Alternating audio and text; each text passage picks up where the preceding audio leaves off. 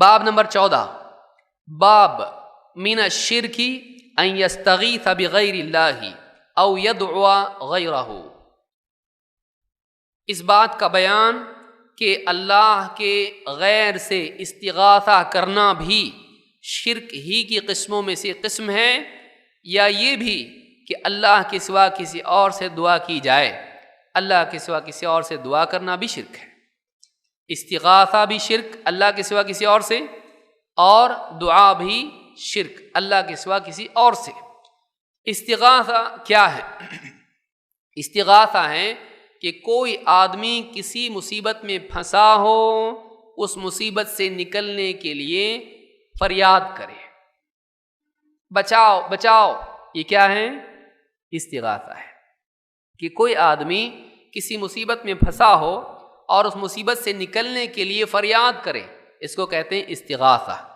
پھر دعا بھی تو استغاثہ ہے، ایک اعتبار سے دعا بھی استغاثہ ہے، لیکن دعا عام ہے۔ دعا اچھا مانگنے کو بھی بولتے ہیں، برائی سے بچنے کے لیے مانگنے کو بھی بولتے ہیں۔ دعا میں دونوں چیز آتی ہیں، خیر کی طلب بھی دعا میں آتی ہے، اے اللہ مجھے میرے رزق میں برکت دے، یہ بھی دعا ہے۔ اور کوئی آدمی کہے اے اللہ مجھے شیطان کی شر سے بچا، یہ بھی کیا ہے؟ یہ بھی دعا میں آتا ہے۔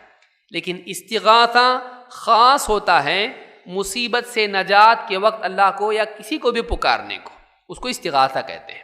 مصیبت سے نجات کے لیے وہ راحت کی بات اس میں نہیں ہوتی ہے، خیر نفع اور اس طرح کی بات نہیں ہوتی، اس میں بس مصیبت سے بچنے کی بات ہوتی ہے، اس کو کیا کہتے ہیں؟ استغاثہ۔ تو دعا عام ہے، لیکن استغاثہ کرب کے ساتھ، تکلیف کے ساتھ، مصیبت کے ساتھ جڑا ہوا ہے کہ مصیبت سے بچنے کی پکار استغاثہ ہے، اللہ سے مانگنے کی پکار دعا۔ سمجھ میں آئی بات کہ دونوں میں فرق ہے؟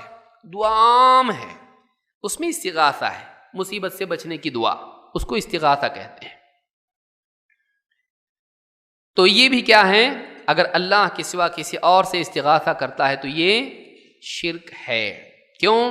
اس لیے کہ استغاثہ دعا ہے اور اللہ کے سوا کسی اور سے دعا کرنا شرک ہے۔ پہلے دعا کے بارے میں دیکھتے ہیں۔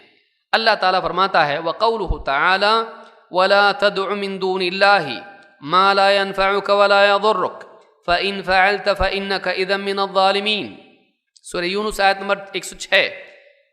اور اللہ کے سوا کسی ایسے کو نہ پکار، اللہ کے سوا کسی کو نہ پکار جو نہ تجھے نفع دے نہ نقصان، نہ فائدہ پہنچائے نہ نقصان۔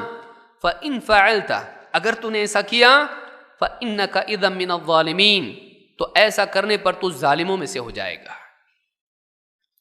ظالم ہو جائے گا۔ ظلم کس کو کہتے ہیں؟ إِنَّ الشِّرْكَ لَظُلْمٌ عَظِيمٌ، یقیناً شرک ظلم عظیم ہے، تو ظالموں میں سے ہو جائے گا۔ تو ظالم ظلم کرنے والا، ظلم کیا ہے؟ شرک۔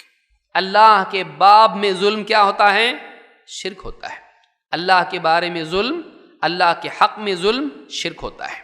تو یہاں اللہ تعالیٰ نے اللہ کے سوا کسی اور سے دعا کرنے کو ظلم قرار دیا، ایسے انسان کو ظالم قرار دیا، اور یہ کیا ہے؟ شرک ہے۔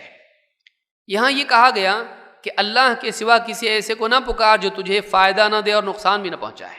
علماء نے کہا مراد یہ ہے کہ تو اس کی عبادت کریں، تو اس سے دعا کریں تو تجھے کچھ فائدہ نہیں دے سکتا ہو، اور تو اس سے دعا نہ کرے اور تو اس کی عبادت نہ کرے تو تجھ کو کوئی نقصان بھی نہیں پہنچا سکتا۔ ایک بت ہے، اس سے مانگو تو کچھ فائدہ ہوتا نہیں، اور نہیں مانگو، میں نہیں مانگتا اس سے، تو وہ کچھ نقصان بھی نہیں پہنچا سکتا۔ غیر اللہ سے مانگنا مفید نہیں، اس سے کچھ فائدہ ہوتا نہیں، یعنی دنیا کا، دین کا تو نقصان ہی ہو رہا ہے، لیکن دنیا کا کوئی فائدہ نہیں۔ اور کوئی آدمی انکار کر دے میں نہیں مانگتا بتوں سے، میں نہیں مانگتا قبروں سے، اس کا کیا نقصان ہوتا؟ کچھ ہوتا نقصان اس کا؟ وہ نقصان بھی نہیں پہنچا سکتے۔ کہ کوئی آدمی کہے ٹھیک ہے تم جن کی بھی قبروں سے مانگتے ہو، یہ مانگو کہ ہم سب ختم ہو جائیں، جو نہیں مانگتے ہوتا ایسا نہیں ہوتا۔ تو پھر یہ کیوں نہیں ہو رہا؟ وہ کیوں ختم نہیں کر پا رہے؟ وہ یہ نہیں بول سکتے کہ تم اللہ سے مانگو ہم ختم ہو جائیں۔ اللہ تعالیٰ مالک ہے، رب ہے، وہ بعض چیزوں کو ہاں کرتا ہے، بعض نہیں بھی کرتا ہے، جیسا کہ آگے بھی آئے گا۔ لیکن تم تو بولتے ہو نا کہ یہ جو اللہ نہیں مانتا وہ بھی مان لیتے ہیں، تو اب منوا کے دکھاؤ۔ اور ہم کو فنا کر کے دکھاؤ، نہیں ہوتا۔ جو ہم ان کو نہیں مان رہے ہیں کہ ان سے ملتا ہے، تو ہم کو کچھ کر کے دکھاؤ ان کے ذریعے سے، بلکہ بعض علاقوں میں خود ان کو نقصان ہو جاتا ہے، قبروں کو، اور وہ اپنے آپ کو بھی بچا پاتے نہیں۔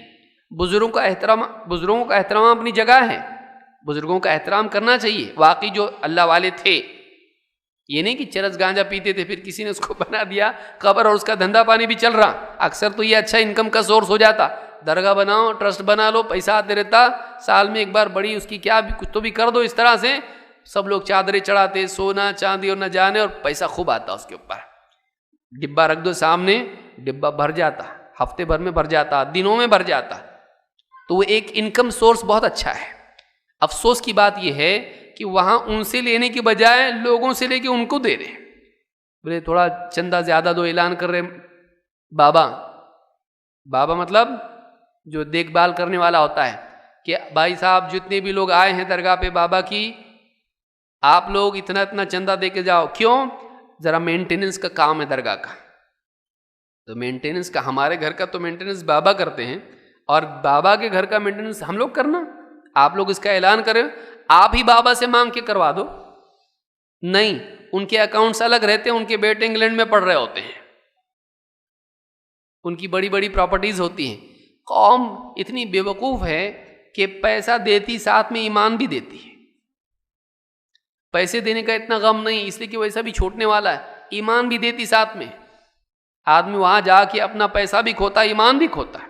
ہم یہ نہیں کہتے ہیں اللہ والوں کی قدر مت کرو، کرو، محبت کرو، ان کی تعلیمات بھی دیکھو۔ وہ زندگی بھر شرک کا انکار کرتے رہے، آج تم ان سے مانگ رہے جا کے بابا یہ دے دو، رزق میں برکت دے دو، فلاں چیز دے دو، فلاں چیز دے دو، بیٹی کا نکاح نہیں ہو رہا بابا، بہت رشتے آ کے گئے، ہو رہا نہیں، دیکھو عمر بڑھتی جا رہی اس کی، اب بیٹا کام کوئی نہیں لگا، گھر پہ ہی سوتا رہتا ہے، جم پہ جاتا اور کام نہیں کرتا گھر کا، اب بابا کچھ تو کرو۔ بابا کچھ بھی نہیں کرتے، بابا کچھ نہیں کر سکتے، بابا تجھ کو نہیں سدھار سکتے تو ان کو کہاں سے سدھاریں گے؟ تیری زندگی میں 50 خرافات ہیں۔ تو یہ ساری چیزیں ہیں کہ انسان جہالت میں آ کے غیر اللہ سے مانگتا ہے، وہ فائدہ نہیں دیتے، وہ نقصان بھی نہیں پہنچا سکتے، اور اگر تو ایسا کرے گا تو تیرا نقصان ہی ہوگا کہ تو ظالموں میں سے ہو جائے گا۔ تو اللہ کے سوا کسی اور سے دعا کرنا کیا ہے؟ شرک ہے۔ اللہ کے سوا کوئی نفع نقصان کا مالک بھی نہیں ہے، اللہ ہی نفع پہنچاتا ہے، اللہ ہی نقصان پہنچا سکتا ہے۔ اللہ تعالیٰ فرماتا ہے وَإِن يَمْسَسْكَ اللَّهُ بِضُرٍّ فَلَا كَاشِفَ لَهُ إِلَّا هُوَ، سورہ یونس آیت نمبر 107۔ اور اگر اللہ تجھ کو کوئی ضرر پہنچائے، کوئی تکلیف، مصیبت، بیماری، پریشانی پہنچائے، تو اللہ کے سوا اس پریشانی کو ہٹانے والا اور کوئی نہیں سوائے اس کے۔ انہیں پریشانی ڈالتا کون؟ اللہ۔ اور پریشانی ہٹانا جو اللہ نے ڈالی ہے وہ کون کر سکتا ہے؟ صرف اور صرف۔ پھر ادھر ادھر جانے کی ضرورت کیا ہے؟ پریشانی آتی بھی اللہ کی طرف سے ہے اور جاتی بھی اللہ کے حکم سے ہے، تو رجوع کس کی طرف کرنا چاہیے؟ اللہ کی طرف۔ تو معلوم یہ ہوا کہ اللہ کی ڈالی ہوئی تکلیف کو کوئی ہٹا سکتا نہیں۔ یہاں یہ بتانے یہ باب میں یہ بات بتائی جا رہی ہے، غیر اللہ سے مانگ کے کچھ فائدہ نہیں ہے، دنیا کا مقصود حاصل ہوتا نہیں، بلکہ اللہ نے جو تمہارے لیے مقصد بنایا ہے توحید، وہ مقصد خراب ہو جاتا ہے، لائف کا گول خراب ہو جاتا، چھوٹے موٹے مقصد پورے کرنے کے چکر میں زندگی کا مقصد خراب ہو جاتا ہے۔ اور آدمی کیوں زیادہ تر لوگ شرک کرتے ہیں درگاہوں پہ جا کے یا کسی بھی اعتبار سے؟ رزق کے لیے۔ عام طور سے کیوں ہوتا؟ دکان نہیں چل رہی، ناڑے، دھاگے، لیمو، مرچی، کیا کیا نہیں باندھتا آدمی، کیا کیا نہیں باندھتا، لیمو مرچی باندھتا ہے۔ آفات نہیں آنا چاہیے دکان کے اندر، اس کے لیے آفتیں نہیں آنا دکان کے اندر۔ کبھی گڑیا باندھتا ہے، کالی گڑیا، کہ جتنی بلائیں سب دیکھ کے کالی گڑیا کو بھاگ جائیں گی، کالی گڑیا کو دیکھ کے بلا بھاگتی ہے۔ ناریل لٹکاتا، کبھی سر پہ اس کے گرا تو اس کی بلا اس کو آ جائے گی۔ ناریل لٹکانے سے کیا ہونے والا؟ یہ مشرکین کا طریقہ ہے، یہ مشرکین کا طریقہ ہے، ناریل پھوڑ کے وہ اپنے کام جو بھی کرتے ہیں ہماری درگاہوں پہ ہوتا ہے۔ اللہ ہدایت دے۔ تو رزق کی وجہ سے انسان اکثر شرک کرتا ہے۔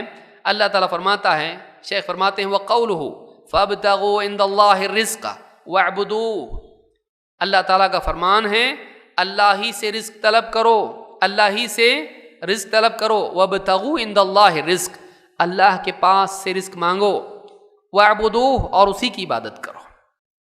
تو اس آیت میں اللہ نے بتایا رزق میں کیا آتا ہے؟ کھانا پینا، لباس، اور جتنی ضروریات ہیں انسان کی، حتیٰ کہ اولاد بھی، علم نافع بھی، رزق میں سب، صحت وغیرہ سب رزق میں آتا ہے۔ وابتغوا عند اللہ الرزق، اللہ ہی کے پاس سے رزق مانگو۔ تو اتنی صاف واضح آیت کے بعد ایک آدمی قبروں پہ جا کے پیڑوں کو ناڑے باندھ کے، داغے باندھ کے، پتھروں کے اوپر اور قبروں کے اوپر اپنی چڑھاوے رکھ کے وہ رزق میں برکت دیں، تو یہ کتنی افسوس کی بات ہے۔ جبکہ بابا زندگی میں جب کونے میں بیٹھے رہتے تھے، لوگ اپنے گھروں سے کھانا بنا کے لا کے ان کو کھلاتے تھے، ان کو لوگ کھلاتے تھے، اور وہ لوگوں کو کھلائیں گے؟ وہ اپنے لیے نہیں کر سکتے تھے، اپنے لیے نہیں کر سکتے تھے۔ کتنے فقیر ہوتے ہیں، بازار میں گھومتے رہتے، مانگتے رہتے، کھاتے رہتے، جب مر جاتے لوگ ان کی درگاہ بنا ڈالتے، سب ان سے مانگتے ہیں، زندگی بھر وہ مانگتے رہے لوگوں سے، بازار میں گھوم کے، اور ان کے مرنے کے بعد لوگ ان سے مانگنا شروع کرتے۔ اس سے بڑی جہالت اور کیا ہو سکتی ہے؟ آدمی عقل نہیں چلاتا، علم بھی حاصل نہیں کرتا، عقل بھی نہیں چلاتا۔ قرآن میں اللہ تعالیٰ فرماتا ہے جہنمیوں کے بارے میں، وَقَالُوا لَوْ كُنَّا نَسْمَعُ أَوْ نَعْقِلُ مَا كُنَّا فِي أَصْحَابِ السَّعِيرِ، جہنمی کہیں گے کاش ہم سنتے، دینی مجالس میں آگے دین کی بات سنتے، علماء کی دعات کی بات سنتے، حق بولنے والوں کی بات سنتے، او نعقل، یا کم از کم اپنی عقل سے کام چلا لیتے، سوچتے، غور کرتے، ما کننا فی اصحاب السعیر، ہم جہنم کے عذاب پانے والوں میں سے نہیں بنتے۔ یہ سورہ ملک کی آیات میں سے ایک آیت ہے۔ تو اس میں اللہ تعالیٰ نے بتایا کہ نہیں سننا اور نہیں سوچنا جہنم میں جانے کا ذریعہ ہے، نہ سنتے نہ سوچتے۔ تو اللہ نے کہا کہ اللہ سے رزق مانگو اور اسی کی عبادت کرو۔ تو معلوم ہے کہ اسلام دونوں چیزوں کو جمع کرنے کی دعوت دیتا ہے۔ رزق کی کوشش چھوڑ دو، نہیں، رزق بھی ضرورت ہے، اور اللہ کی عبادت کرو، یہ زندگی کا مقصد ہے۔ رزق ضرورت، عبادت مقصد، دونوں کو جمع کرو۔ یہ نہیں کہ رزق کے لیے عبادت چھوڑ دو، اور یہ بھی نہیں کہ عبادت میں ایسے لوگوں کی رزق کی کوشش ہی چھوڑ دی، ماں باپ رو رہے، بیوی رو رہی، بچے رو رہے، لیکن یہ بولتا اب میں اللہ والا ہو گیا ہوں، میں بالکل کچھ بھی کرنے والا نہیں۔ یہ دونوں غلط ہیں۔ تو رزق کی کوشش بھی ہو اور اسی کے ساتھ میں انسان اللہ کی عبادت بھی کرنے والا بنے، اور رزق اللہ ہی سے مانگنا چاہیے۔ اللہ تعالیٰ قرآن کریم میں فرماتا ہے وَقَوْلُهُ، شیخ فرماتے ہیں وَقَوْلُهُ وَمَنْ أَضَلُّ مِمَّنْ يَدْعُو مِن دُونِ اللَّهِ مَنْ لَا يَسْتَجِيبُ لَهُ إِلَى يَوْمِ الْقِيَامَةِ وَهُمْ عَنْ دُعَائِهِمْ غَافِلُونَ وَإِذَا حُشِرَ النَّاسُ كَانُوا لَهُمْ أَعْدَاءَ وَكَانُوا بِعِبَادَتِهِمْ كَافِرِينَ۔ اور اس سے بڑھ کے گمراہ کون ہوگا، اور اس سے بڑھ کے گمراہ کون ہوگا جو اللہ کے سوا کسی اور کو پکارے، جو قیامت کے دن تک اس کی پکار کو نہیں سن سکتا، بلکہ وہ سب تو اس کی دعا سے غافل ہیں۔ اور جب حشر میں لوگوں کو جمع کیا جائے گا تو یہ جن کو پکارا جا رہا تھا وہ سب اس کے پکارنے والے کے دشمن بن جائیں گے اور اس کی عبادت کا صاف انکار کر دیں گے۔ احمد رضا خان نے ترجمہ ہی غلط کیا اس کا، عبادت ہی غائب کر دیا اس میں سے، وَكَانُوا بِعِبَادَتِهِمْ كَافِرِينَ، تو عبادت کا لفظ ہی اڑا دیا وہاں سے، اور ان کے منکر ہو جائیں گے۔ عبادت کیوں نہیں؟ وَكَانُوا بِعِبَادَتِهِمْ كَافِرِينَ۔ اس سے معلوم ہوتا ہے، شروع دیکھیے آیت کہاں سے ہو رہی، سب سے اس سے بڑھ کے گمراہ کون ہوگا جو اللہ کے سوا کسی اور سے دعا کرے، یدعو من دون اللہ، تو دعوت دعا کا ذکر ہو رہا ہے، اور آیت ختم کس پہ ہو رہی ہے، اور وہ ان کی عبادت کا انکار کر دیں گے۔ وَكَانُوا بِعِبَادَتِهِمْ كَافِرِينَ، جن کو پکارا جا رہا ہے وہ ان کی عبادت کا انکار کر دیں گے۔ تو معلوم ہی ہوا کہ ان سے دعا کرنا ان کی کیا ہے؟ عبادت ہے۔ غیر اللہ سے دعا کرنا یہ غیر اللہ کی عبادت ہے۔ تو ایک تو بات یہ معلوم ہوئی، اس اعتبار سے شرک ہے، غیر اللہ سے دعا کرنا شرک ہے، اور قبر والوں سے، جنات سے، یا جو دور ہیں ان سے پکارنا، بابا مدد کرو، یا علی المدد، یا علی مشکل کشا، یا جو بھی بولتے ہیں. بچے بھی لڑتے چھوٹے چھوٹے ٹنگو منگو, وہ بھی کیا کرتے ہیں, یا علی المدد, اس سے لڑتے ہیں. ماں باپ نے سکھایا, یہ ان کے مجرم ماں باپ ہیں, ماں باپ نے غلط تربیت دی ان کو. تو یہ سب چیزیں جو ہیں یہ غلط ہیں. تو اس آیت سے بات معلوم ہوئی کہ اللہ کے علاوہ کسی اور سے دعا کرنا یہ اس کی عبادت کرنا ہے, یہ جائز نہیں.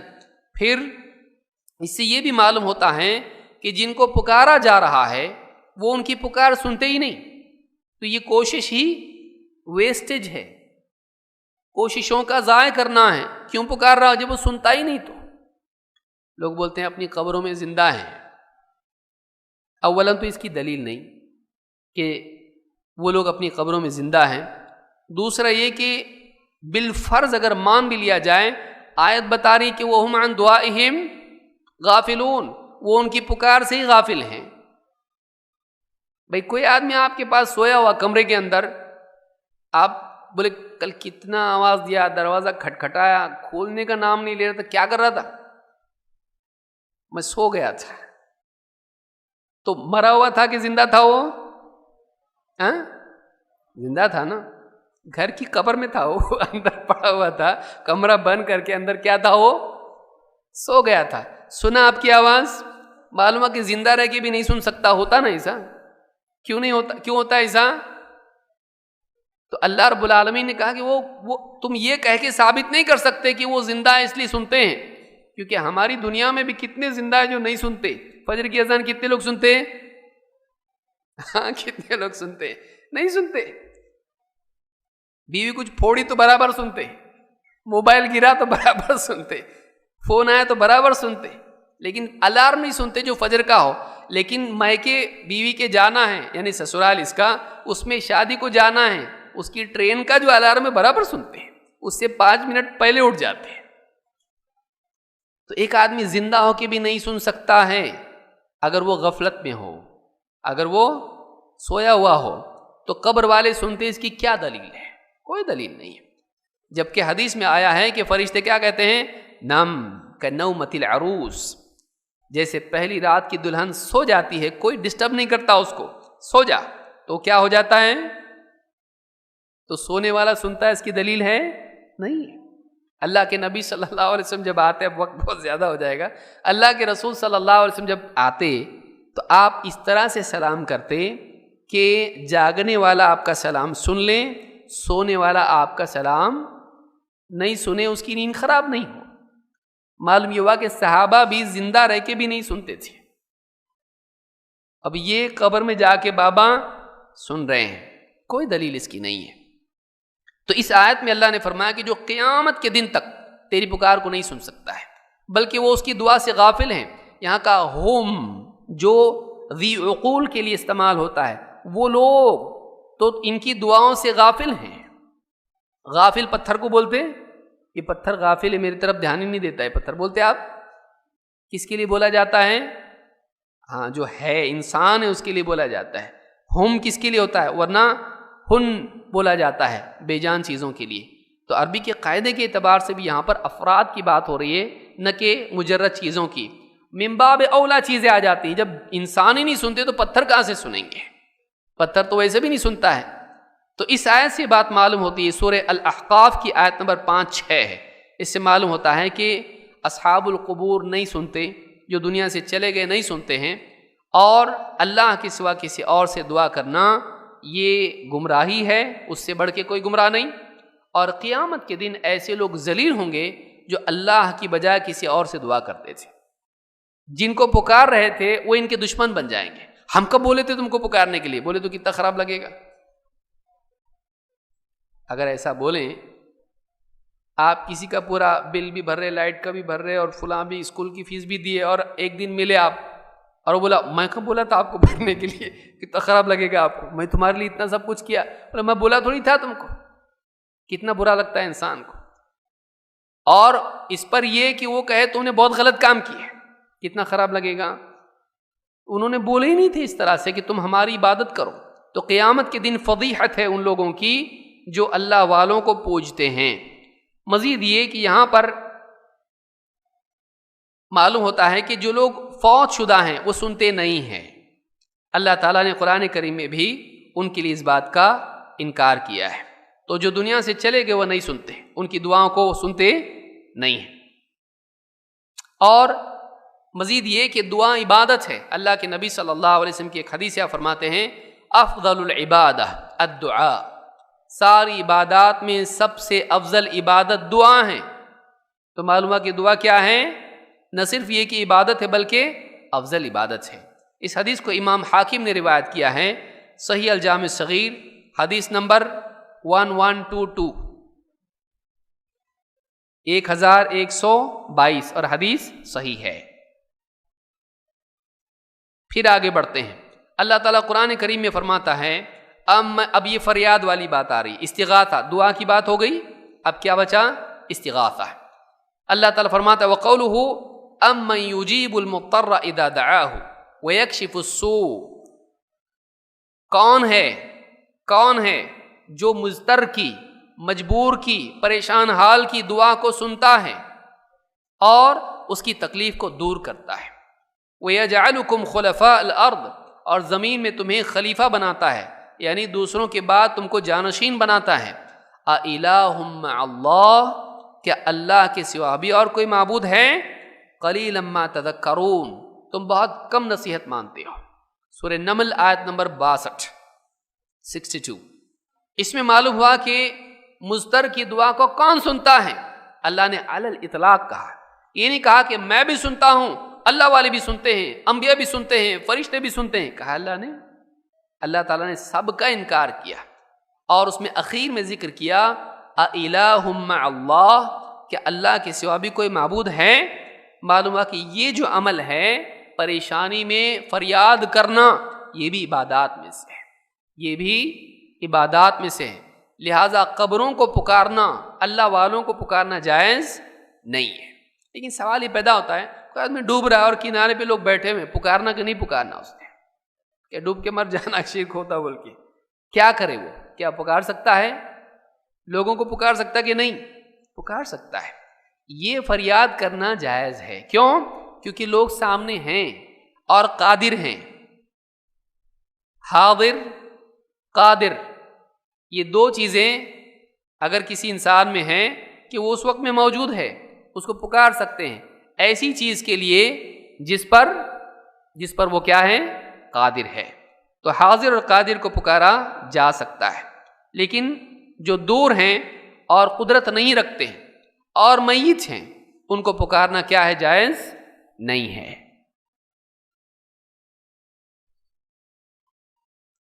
یہاں پر اللہ نے فرمایا اِلَٰهٌ مَّعَ اللَّهِ، کہ اللہ کے سوا بھی کوئی معبود ہے۔ یہاں پر مع اللہ کا لفظ آیا ہے، کیا اللہ کے ساتھ بھی اور کوئی ہے جو معبود ہو؟ تو معلوم ہوتا ہے کہ کوئی آدمی اللہ کو بھی مانے، کسی اور کو بھی معبود مانے تو یہ بھی نہیں چلتا ہے۔ اللہ کے سوا کا یہ مطلب نہیں ہے کہ کوئی آدمی اللہ کا انکار کر کے کسی کو معبود مانے۔ کوئی آدمی اللہ کو معبود مانتے ہوئے کسی اور کو معبود مانے تو یہ بھی ایسا ہے کہ اس نے اللہ کے سوا دوسرے کو معبود بنایا۔ تو اللہ کے ساتھ معبود بنانا بھی کیا ہے؟ شرک ہے۔ ظاہر بات ہے وہ آدمی اللہ کو معبود مانتا ہے نا، تو کیا اس کی نجات کے لیے کافی ہوا؟ وہ نہیں۔ کیوں؟ اللہ کے سوا اور بھی لوگوں کو معبود بنا لیا اس نے، تو یہ جائز نہیں ہے۔ اسی طرح سے فرماتے ہیں روى الطبرانی انه كان في زمن النبي صلی اللہ علیہ وسلم منافق يؤذي المؤمنین۔ امام الطبرانی نے روایت نقل کی ہے کہ اللہ کے نبی صلی اللہ علیہ وسلم کے زمانے میں ایک منافق تھا جو ایمان والوں کو تکلیف دیتا تھا۔ فقال بعضهم قوموا بنا نستغیث برسول اللہ صلی اللہ علیہ وسلم، تو بعض لوگوں نے کہا کہ اٹھو ہم اللہ کے رسول صلی اللہ علیہ وسلم سے استغاثہ کریں گے۔ قوموا بنا نستغیث برسول اللہ صلی اللہ علیہ وسلم، اٹھو ہم اللہ کے رسول صلی اللہ علیہ وسلم سے استغاثہ کریں گے من هذا المنافق، اس منافق کے مقابلے میں۔ فقال النبی صلی اللہ علیہ وسلم انه لا يستغاث بی، اللہ کے نبی صلی اللہ علیہ وسلم نے فرمایا مجھ سے استغاثہ نہیں کیا جاتا، وانما يستغاث باللہ، بلکہ استغاثہ فریاد اللہ سے کی جاتی ہے مصیبت سے نجات کے لیے۔ یہ حدیث سند کے اعتبار سے کمزور ہے، اس لیے کہ اس میں ایک راوی ہے ابن لہیعہ، یہ راوی کمزور ہیں، اور ایک راوی اس میں مجہول ہے، لہٰذا یہ روایت قوی نہیں، لیکن اتنی ضعیف نہیں ہے کہ اس کو سخت ضعیف کہا جا سکے۔ بقیہ دلائل موجود ہیں اس باب میں، یہ ایک اضافی دلیل ہے۔ تو حاضر اور قادر سے استغاثہ جائز ہے، لیکن جو حاضر نہ ہو، جو قادر نہ ہو اور جو میت ہو تو اس سے استغاثہ جائز ہے نہیں۔ 3 چیزیں یاد رکھیے، حاضر، قادر، حی۔ حاضر ہونا چاہیے، قادر ہونا چاہیے، زندہ ہونا چاہیے، ان سے استغاثہ کیا جا سکتا ہے، ورنہ نہیں۔